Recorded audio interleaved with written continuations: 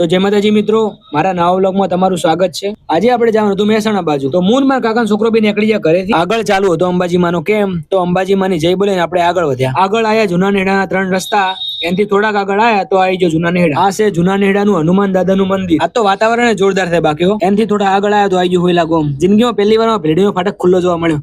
ફાટક ખુલ્લો તો મારા કાકાનો છોકરો રાજી થઈ ગયો અને એવું બાઇક દોડાવ્યું કે ફાટક કુદાડ નાખ્યો। પછી આવી ગયું ભીલડીનું નાળું। આ જગ્યાનું બીજું નામ શું તે કોમેન્ટમાં કહેજો।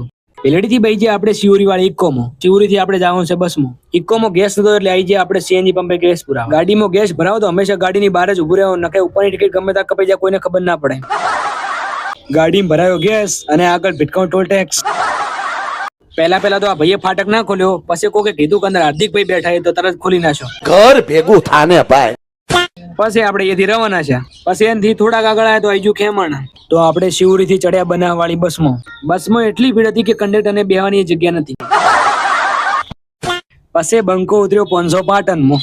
આ છે 500 પાટણ નું બસ સ્ટેન્ડ। તો ફાઇનલી આપણે પહોંચી ગયા મહેસાણા। તો આપણે ઉતરી ગયા બસમાંથી નેચે અને આ છે મહેસાણાનું બસ સ્ટેન્ડ। તો મળીએ આવતા વ્લોગમાં। જય માતાજી, જય દ્વારકાધીશ।